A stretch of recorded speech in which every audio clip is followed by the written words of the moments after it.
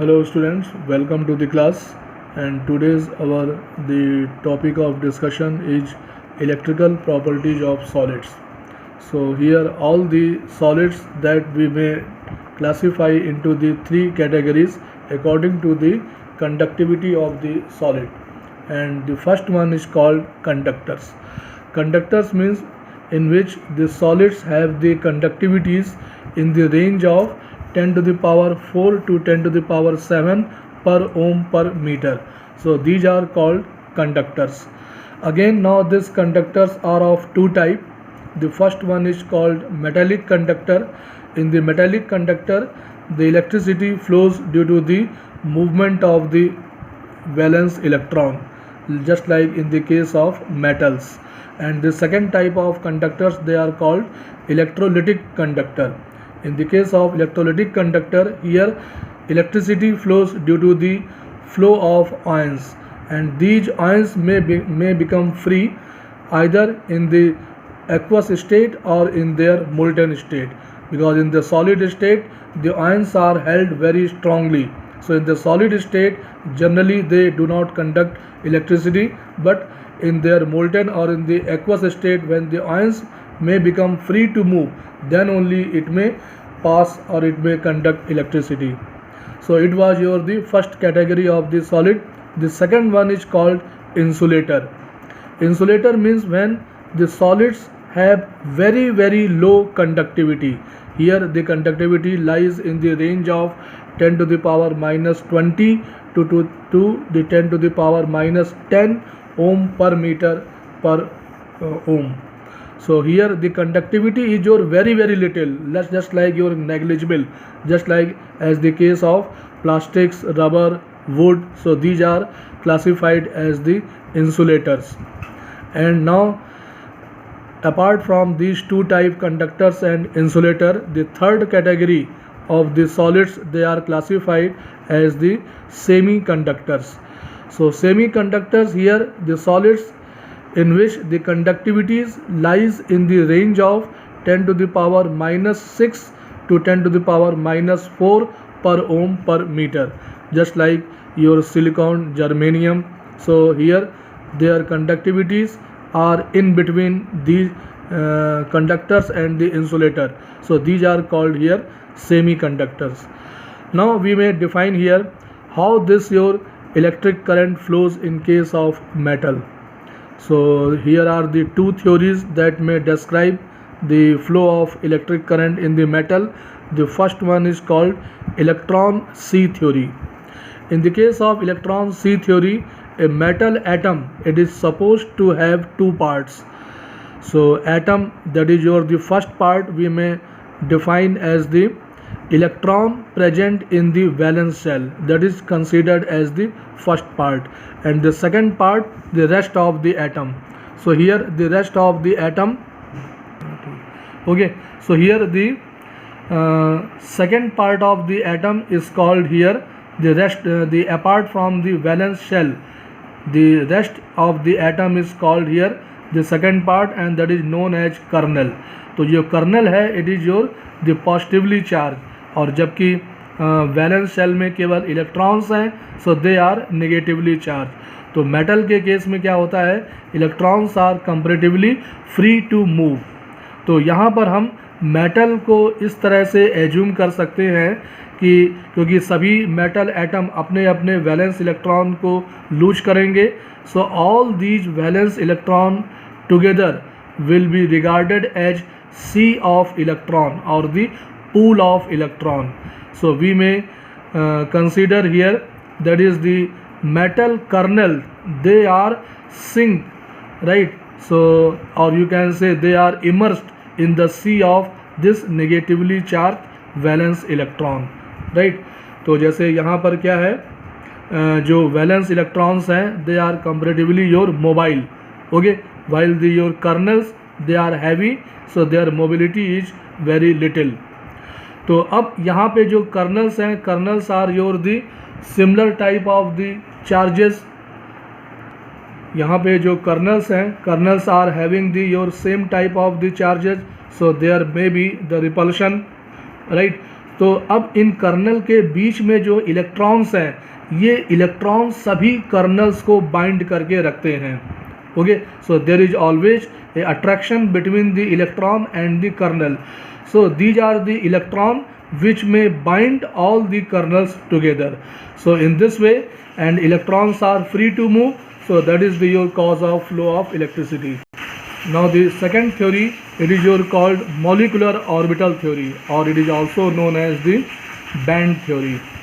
So according to this, now the atomic orbitals of the metal atom, तो उनकी जो energy है they are very close, और जब ये मॉलिकुलर ऑर्बिटल बनाएंगे तो उनकी भी एनर्जी बहुत ही पास बहुत ही क्लोज रहती है, इतनी क्लोज कि energy of the molecular orbital overlap one to each other. तो इसीलिए ये एक तरह का यहाँ पर एक मॉलिकुलर ऑर्बिटल जिनकी एनर्जी एक बैंड के रूप में हमको दिखाई पड़ती है। ओके, तो here this set of molecular orbital is called a band. Now we may define here the conduction in the lithium metal. तो लिथियम मेटल में कंडक्टिविटी किस तरह से है उसको हम यहाँ पर एक्सप्लेन करने जा रहे हैं। तो लिथियम एटम का वैलेंस शेल कॉन्फ़िगरेशन क्या है, 2s1, राइट। तो इसके 2s में एक इलेक्ट्रॉन है। Suppose we have considered here n number of lithium atom. तो n number of lithium atom में n नंबर ऑफ इलेक्ट्रॉन्स होंगे, और ये n नंबर ऑफ जो 2s ऑर्बिटल है, वैलेंस ऑर्बिटल, एटॉमिक ऑर्बिटल, ये कंबाइन करके n number of molecular orbital form करेंगे, और हर मॉलिकुलर ऑर्बिटल में दो इलेक्ट्रॉन ऑक्युपाई कर सकते हैं। तो यहाँ पर n number of molecular orbitals हुए, और उसमें से केवल हमको n number of electron he fill up करना है, और हर ऑर्बिटल में 2 इलेक्ट्रॉन रह सकते हैं। इसका मीनिंग कि only n/2, that is half of the molecular orbital will be occupied, and the remaining other half it will remain vacant. Okay, तो ये जो हमारे नीचे वाले हैं they are the filled orbital, and the upper one is your the vacant orbital. ये filled orbital को हम कभी वैलेंस बैंड और ऊपर को कंडक्शन बैंड भी कह सकते हैं। ओके, तो अब यहाँ पर इनकी जो एनर्जी है वो पूरी क्लोज है। तो हम जब यहाँ पर इलेक्ट्रिक पोटेंशियल अप्लाई करते हैं, इलेक्ट्रिक फील्ड अप्लाई करते हैं, तो electron can easily move from the filled orbital to the vacant orbital, because there is no gap in between these two, right? So electron can easily move from the filled orbital to the vacant orbital, and that way we can explain here the conductivity in case of lithium metal. Okay, now the second one we may try to define here the conduction of beryllium. तो beryllium का अगर हम configuration देखें, it is 1s2 2s2 2p0, right. तो यहाँ पर 2p beryllium के पास में 2p ऑर्बिटल है, लेकिन कोई इलेक्ट्रॉन नहीं है, राइट। और यहाँ पे जो 2s ऑर्बिटल है, it is your filled orbital. तो जब ऑर्बिटल फील्ड हो गया तो इसकी इस कॉन्फ़िगरेशन से हमको ऐसा लगता है कि इसके जो इलेक्ट्रॉन्स हैं are not free to move. Okay, so it means the beryllium does not show conductivity, but the actual it is just the reverse. Beryllium is around 3 times more the conductance as your the lithium, right? It is a better conductor than the lithium. तो अब इसको हम कैसे define करें? तो यहाँ पर beryllium में जो 2s ऑर्बिटल है और जो 2p ऑर्बिटल है, राइट। अब ये इसका हमने n number of beryllium atom लिया। तो n number of beryllium atom में n number of 2s energy levels हैं और 3n number of 2p energy level. तो 2p का 3n कैसे हुआ? क्योंकि 2p सबशेल में 3 नंबर ऑफ ऑर्बिटल्स है, जबकि 2s में केवल एक ऑर्बिटल है। तो इसीलिए n number of beryllium atom में there are n number of 2s energy level and 3n number of 2p energy level, right. And these are your the molecular orbital. तो इनकी जो एनर्जी है, यहाँ पे कुछ एनर्जी इनकी ओवरलैप भी कर जाती है।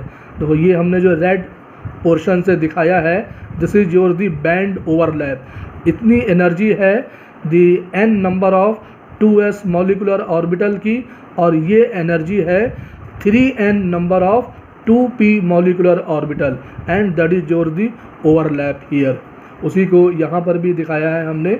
ये हमारे पास है 2s मॉलिकुलर ऑर्बिटल और ये है 2p molecular orbital, and that is your the overlap. तो यहाँ पर एनर्जी ओवरलैप हो रही है। इसका मीनिंग कि हम जब यहाँ पर इलेक्ट्रिक फील्ड अप्लाई करेंगे तो ये जो जिसमें इलेक्ट्रॉन फील्ड है that is called the valence band, और जो एम्प्टी ऑर्बिटल्स हैं they are called conduction band.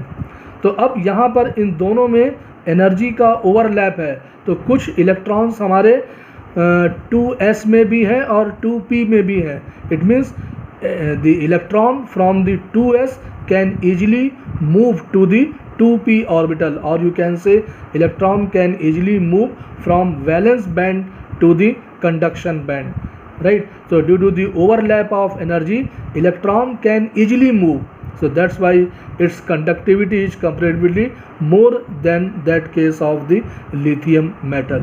So in this way we may explain here the beryllium is a better conductor because of this energy overlap, right? So electron can easily move from the valence band to the conduction band. Okay, so now come to the next one here. तो अभी हमने जो 3 तरह के solids दिखाए थे according to their conductivity, they are conductor, semiconductor and insulator. तो अब इनको हम एक्सप्लेन करेंगे according to the band theory. तो कंडक्टर्स में अभी हमने लिथियम और बेरिलियम 2 तरह के कंडक्टर्स एक्सप्लेन किए थे। तो लिथियम में क्या था, जो लोअर हाफ वो था फिल्ड ऑर्बिटल और अपर हाफ था वैकेंट। तो यहाँ पे इलेक्ट्रॉन हमारे इजीली मूव कर सकते हैं, ये लोअर हाफ से अपर हाफ की तरह। और बेरिलियम में there was some energy this overlap, तो एनर्जी ओवरलैप होने से यहाँ पे even there is a more conduction than in the your previous case. तो यहाँ पे कंडक्शन और भी इजी है due to the overlap of energy. Electron can easily move from the filled orbital to the vacant orbital, right? So that is the case of the conductors.